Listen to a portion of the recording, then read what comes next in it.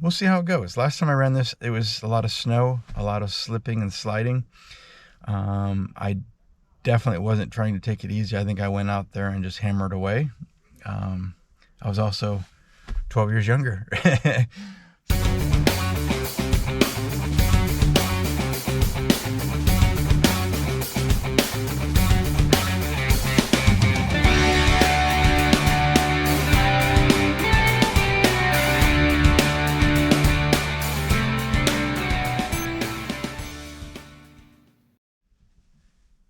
Good morning, everyone. Welcome to another video here with Keep Running with BK. And it was an early start this morning. I just arrived here at the visitor center at the park. I will be running the Frosty 14-miler this morning.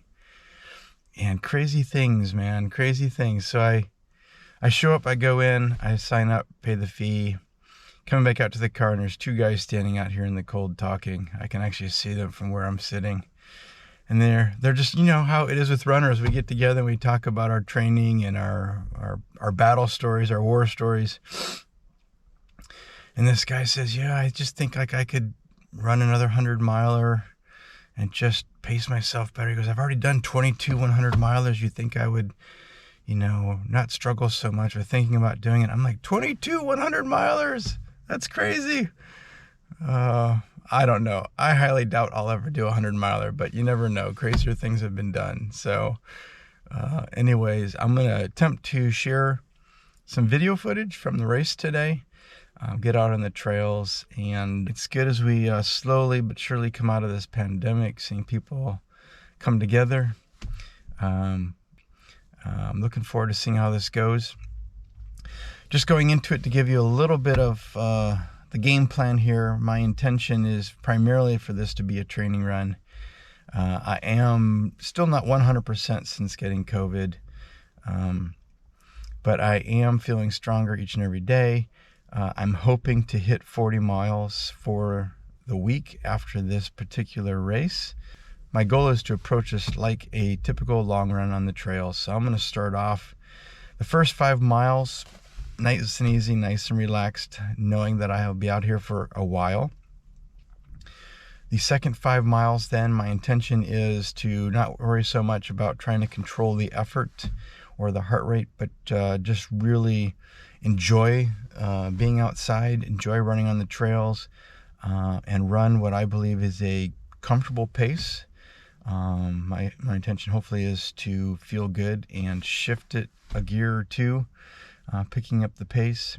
And then at the 10-mile mark, gauge how I'm feeling, gauge how the terrain is going, how much mud and ice and slippage there might be out on the trails.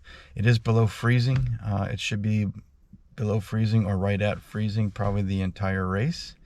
But if I have anything in the legs and the feet are getting good traction, then I might just see how hard I can run those last 4 miles and compare it to the time I had 12 years ago, the last time I ran this race. So we'll see how it goes. Last time I ran this, it was a lot of snow, a lot of slipping and sliding. I definitely wasn't trying to take it easy. I think I went out there and just hammered away. I was also 12 years younger. So, all right, that's enough for now. Let's get to the race. We'll catch you up after that on the drive home. All right, bye now.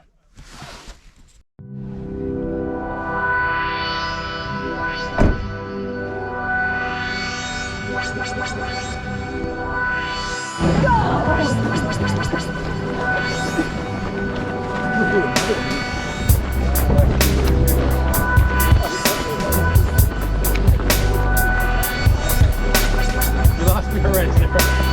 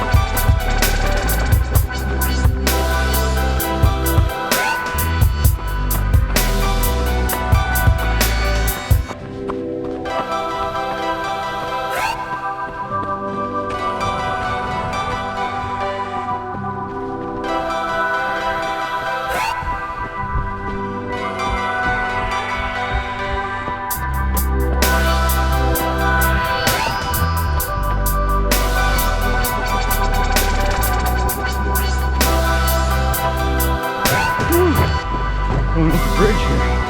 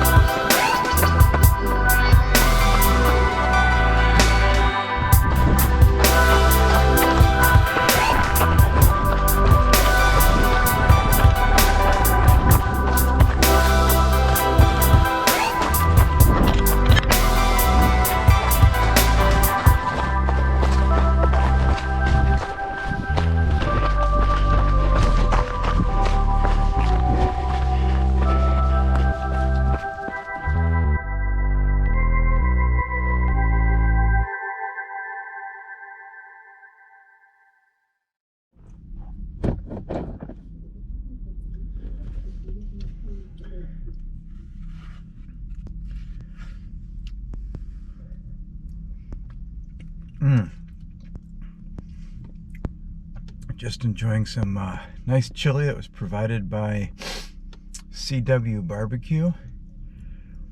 I guess the race directors kind of arranged for them to be here and to have chili waiting for us after this very cold day out on a pretty messy trail, actually.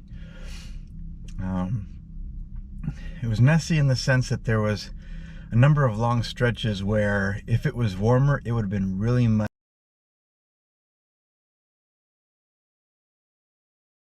Well, hey everyone, welcome back. As you could tell, I was having just a crazy day. That's really the theme for this video. Not only was there some crazy things going on at the race with the race course due to weather, there was last minute changes to the course.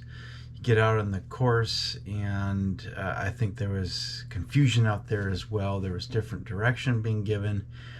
From my own personal observation, and again, this is just my own thoughts and opinions, it seemed like there was 5 different variations on the course that I saw being run. And then after the race, you saw me enjoying some chili there, which was amazing.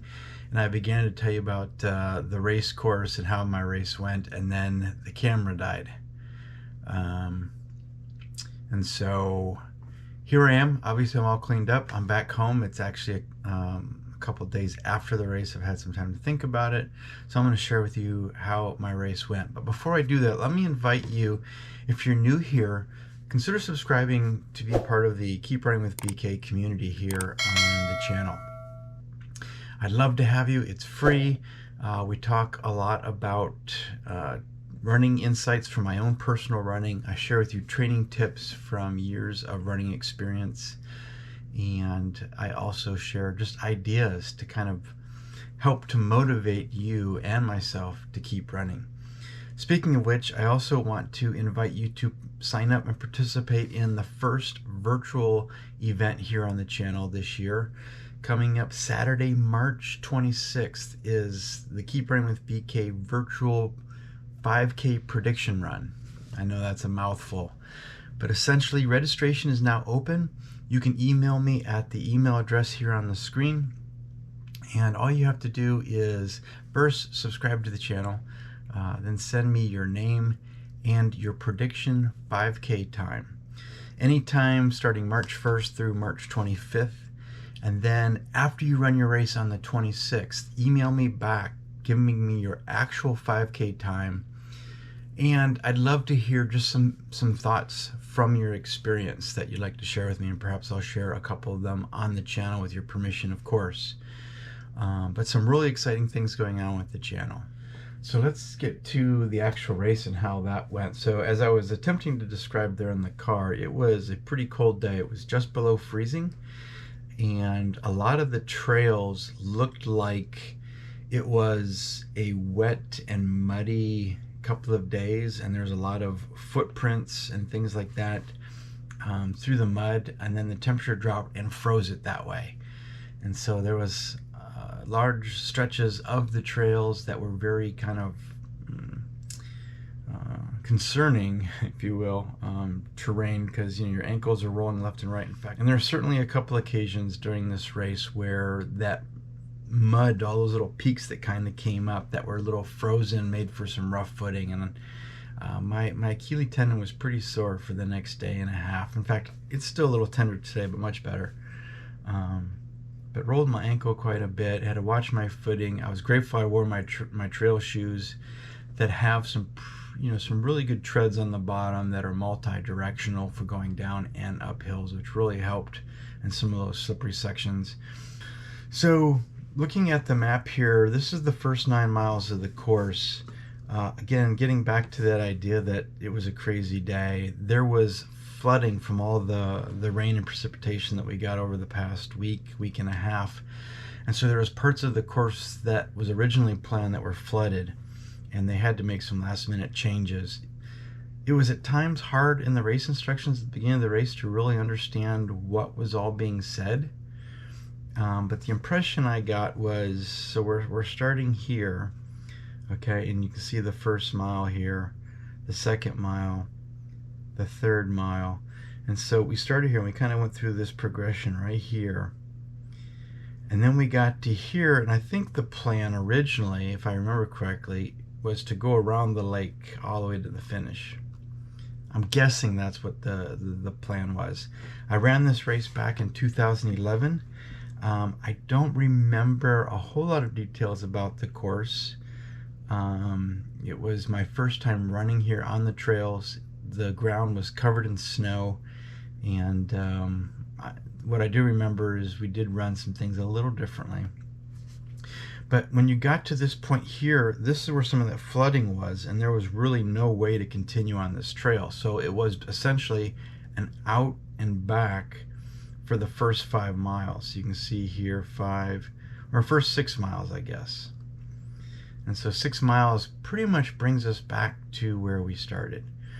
And then this is where things kind of got confusing, started to get a little confusing for me, because there was a group of us running together, and we were all directed now to go down this path, which was another path that we cut through and started running. So you can see here about 7.5 we then turned around, and 9 back to where we started. So right here at this turnaround point, it was clearly marked that this was a turnaround. But one of the things that was really confusing is, as we were being directed down this path, we were being told, hey, it's 1.5 miles down and back, or you can keep running for extra mileage. What does that mean, extra mileage? I mean, I get it, it's pretty laid back, this is kind of a fun thing, that's one of the reasons why I like running these races.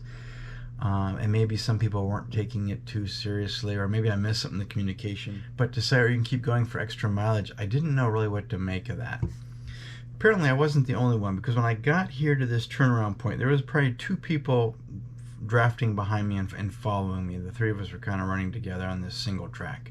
On single track, when people start coming back, you have to share the trail, and some of those spots are pretty tight. And a couple of times I would just kind of run up on the embankment one way or the other, and that was really hard on my ankle, really hard on my Achilles sometimes. But I don't want to step aside and stop my momentum and then get started again, stop and go. And so that's kind of what I chose to do, which was fine. It helped me to keep momentum, helped me to keep going, but it was really hard on the ankle and the Achilles, and a couple of times I tweaked my knee because it was a little slippery. But that's kind of the treachery of running trail races. That's one of the things that makes it so different than road races. So as I came up to this turnaround point here, there was probably 3 or 4 people that were kind of standing there trying to figure out, is this the turnaround? And I'm pretty certain it was, because there was ribbons, they had pink and orange ribbons tied along the way, so you kind of knew where the turns were to remind you that you're on the course, typical of trail races. And there's a tree right at this point where they had put bands and tied it all up and down this tree, and even on the other side. So it was like they were definitely trying to say, hey, there's a lot of orange or pink ribbon here, this is the turnaround point, go back. But a lot of people were trying to figure out, well, why are some people continuing to run? Again, if you want extra mileage, keep running. I wasn't going to stand around and wait for that. I was racing, and so I turned around and ran, and then 3 of the people that were there took chase. And so now there's about 3 to 5 people following me. I'm kind of leading the way out here, and my racing instincts kind of kicked in, reminding you that my race strategy was for the first 5 miles, so the bulk of this first loop, and then about here, as we're at that 5 mile mark, we're basically on a gravel path along the main road, really good footing. I really wanted to pick up pace, and you can kind of see I ran an 8:58 a mile, which was, this was easy and controlled. This was me starting to pick it up and wanting to run a little bit harder, not all out, but ratcheting up a gear or two to a comfortable pace, and then keep going. And I did that, and then we went on the trail, and things really slowed down because this was really sloppy. There were some wet spots, muddy spots, icy spots. It was just crazy, and there's a lot of. This was probably more hillier. Let's see if we can get in here. Yeah, you can kind of see down here at the bottom. In this section here, we had some ups and downs in here that felt pretty steep. When we did some walking, you can see the pace drop. We were doing some walking up some of these steeper peaks, but I was really trying to push the effort here a little bit to try to drop some people, and I effectively did. There was one person following me, and she ultimately passed me at probably about the 8 mile mark. As we were coming up, I knew that we were getting ready to come out of the woods, and I was anticipating that there would be another 5 miles. And so I basically said, my heart rate's a little high. I'm going to kind of walk and take this gel, get it down with some water, kind of reset the heart rate, kind of reset my focus so I could just really go at it this last 5 miles. And so then as I'm coming out, I see the girl that was running in front of me. They were waving her into the finish. And so I was a bit confused. Why would you do that? It's a 14-mile race. Why are you waving them in at 9 miles? And they were waving me in at 9 miles, and I said, this is the way? And I'll be honest, I was a little confused. I was, as I think a few others were as well. So they took my chip off, and the whole time I felt like my bladder was speaking to me. So I figured, I'm going to run into the restroom here at the visitor center, go to the restroom, and then try to sort out what happened. And as I was doing, I was like, you know what? As soon as I finish here, I'm just going to head out on my own, and I'm going to run 2.5 miles out, or the first out and back we did, and then come back to get my 14 miles in. So here now is a look at the last 5 miles. So as you can see here, I kind of headed out that same route. I didn't go as far because I got to basically 2.5 miles and turned around. My goal again was just to do 15. At first I was like, okay, I'm going to go out there, and I'm still trying to push the pace. So you can see I did 9:54. A lot of this was grass through here, but then I got up onto the road, and then as I was running along kind of the dam here on that gravel path, there's some really good footing, and so my pace was a little bit better. But then I heard some footsteps behind me, and I looked back, and I noticed that the woman who had passed me around mile 8 had finished, and she looked a little confused. Apparently, either she saw me go out or she had the same idea, and so I thought I'd slow up, see if she would catch up, and then maybe as we run together, kind of figure out what just happened, and just kind of gauge what she was thinking. So I was kind of slowing down, waiting for her to catch up, but she wasn't getting any closer. I ran almost a 12-minute mile here, and I was starting to get into the trail. It was still pretty good footing here because this was really kind of a hard-packed, gravel-covered section of trail for probably the first half mile of the second mile, and then it started getting into the trail, and then I realized as I was getting into the sloppy stuff, I kind of looked back, and I didn't see her anymore. So I figured, okay, I'm going on my own. I ran into a few people that I had noticed earlier in the race. Some were ahead of me, some were behind me, and that's where I was getting some of these variations. Okay, some people either got different directions, or they knew something I didn't, and were finishing up their second loop of this and moving on to the second out and back that I had done in the middle. Some people may have finished what I had done and just went right into this rather than going to the finish line. Based on some of the times that I saw on the official race results, that was probably the case. Talked to the race director a little bit via email, and we just kind of chalked it up, and I'm totally fine with this, to Mother Nature here in February threw everyone a curveball. They had to make some adjustments because of the flooding, and maybe there was some miscommunications here and there, but we were all there to have fun, and that's essentially what I did. And you know, this last mile here, when I got back up on the the packed gravel, there's a little road section right here that was an uphill, and then the long straightaway along the dam here on the gravel path along the road back to the parking lot. You know, I picked up the pace and wanted to see what I could do comfortably hard on tired legs, and finished with 9:38. Anyways, wanted to give you just kind of a rundown on the race, share with you some of my own thoughts of how that went. Overall, I felt great about it. I got my 14 miles in. That put me at 40 miles for the week. I've been recovering from COVID, and so it was great to get back on track. I really wanted to average 40 miles a week this month, but at least I was able to get back to hitting 40 miles for the week, and now I can go into March and work my way up to 45 miles a week average. So did you guys have any races recently? Have you run a race yet this year? If so, tell me about it down in the comments. I'd love to hear how your race is going. If you have any crazy race stories similar to mine, I'd love to hear it, and just be great to share some stories. But until next time, stay safe, train smart, and keep running.